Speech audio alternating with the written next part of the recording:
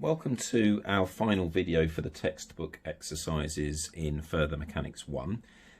Here we're going to do the second part to help you with exercise 5C, which is looking at two particles colliding, but when things are given to you in vector form, so where the velocities particularly are given to you in vector form. So you can see example 9 I've broken down into components again.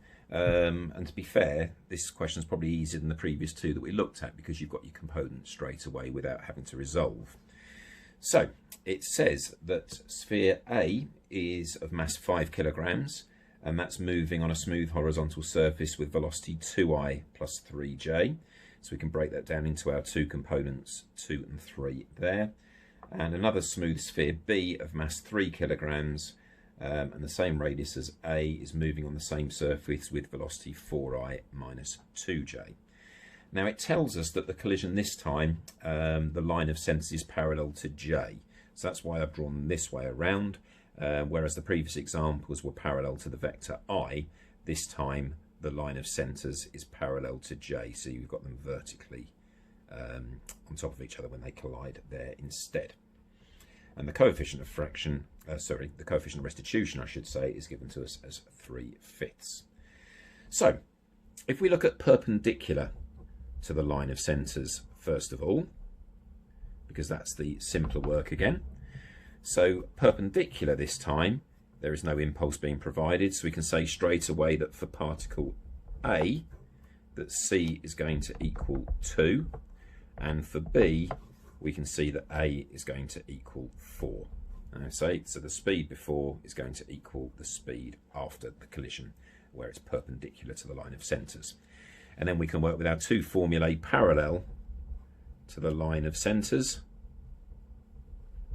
So if we look at conservation of momentum first of all, and let's take upwards as positive for the sake of ease.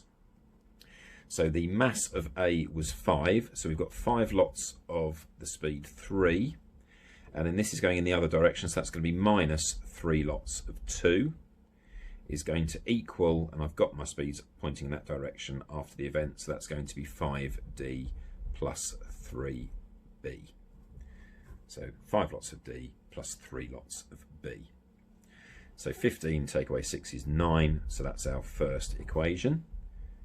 And then our second equation is looking at the coefficient of restitution. So we know that E is 3/5, and that's going to be the speed of separation. Now the way I've drawn that, that is going to be B minus D over the speed of approach. Now the 3 and the 2 are going against each other, so we add those together to get 5. So straight away there we know that 3 is going to equal B minus D. So, for example, if we make B the subject of this equation, we've got B is going to equal 3 plus D, and then substitute that into there. We're going to say that 9 is going to equal 5D plus 3 lots of 3 plus D. So therefore we've got 0 equals 6D, so D is in fact 0.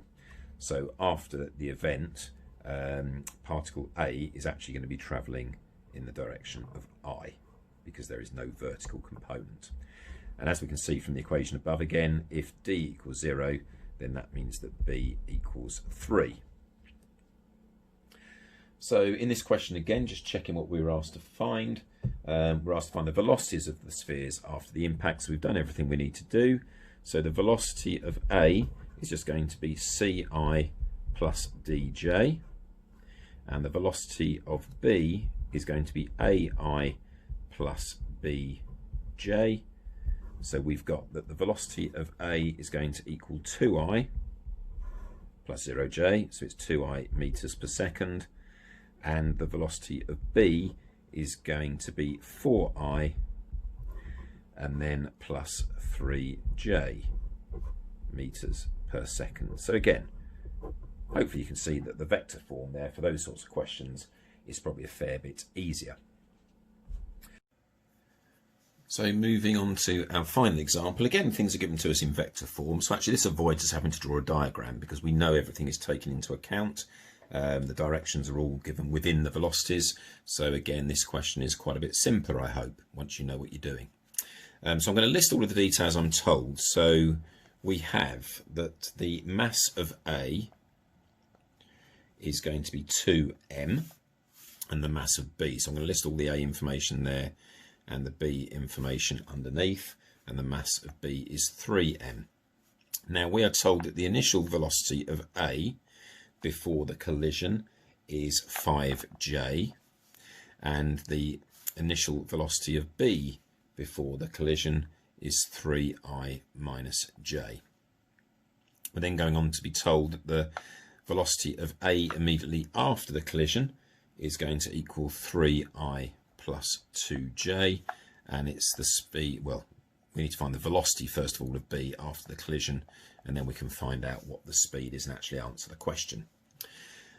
So just using conservation of momentum, again, no need for direction to be specified because that's all within the vectors. So we have 2m, so mass times the initial velocity of A plus the mass of B times the initial velocity of B is going to equal the mass of A times the speed, the velocity I should say, of A immediately after the collision, plus 3m lots of the velocity of B after the collision. We can divide our equation by m straight away, as that's consistent throughout. So we end up with 10j plus 9i minus 3j. If I take these across, we then have minus 6i minus 4j, and that equals 3 lots of VB. So we've got 9i minus 6i is 3i. 10 minus 3 minus 4 plus 3j is going to equal 3 lots of VB. So the velocity of B immediately after the collision is I plus j meters per second. So the speed of B is going to be the square root of 2 meters per second. So that's our solution to part A.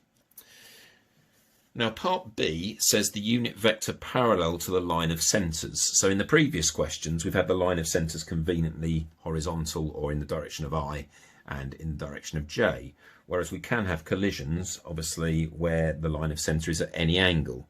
So for example, things could collide there where the line of centres are not horizontal or vertical. So the easiest way of answering this question is to consider the impulse. So if it's asking for the unit vector in the direction of the line or parallel to the line of centres, then we know that is the direction in which the impulse acts. So really this is a hidden way of just saying find the impulse of either A or B on A or A on B. Now the only reason I would use what's happening with A is that just in case I made an error here, I've been given the before and after velocities for A.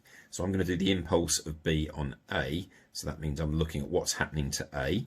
So the impulse is going to be m, which is 2m. The velocity after the collision was 3i plus 2j, minus the velocity before the collision, which was 5j. I'm just putting that in brackets because if it had been an I plus a j, you've got to remember you're negating both parts of that vector.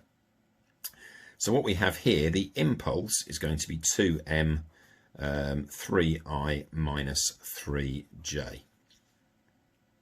So we've got 6m I minus j newton seconds is the actual impulse. So the impulse, if it's happening in that direction, so actually that's quite close, so I minus j. Okay, then we know the line of centres, the unit vector, we just need to worry about the direction part. We're not worried about the magnitude of this vector, it's just the direction of it, because we're asked to find the unit vector. So the unit vector parallel to the line of centres is going to be the unit vector of the impulse. So we've got 1 over root 2, or the direction of the impulse, as I've just said, I minus j. Okay, there are some tricky questions in 5C in the mixed exercise 5. So start working through the questions, and obviously get in touch with your teacher if you've got any queries, and then obviously we can put some more videos together for some of those tricky examples. But the principles are as they are there. There's nothing new to learn. It's just that some of the show that questions obviously test your pure knowledge as well. So good luck with the rest of those questions, and as I say, get in touch if you need any more help.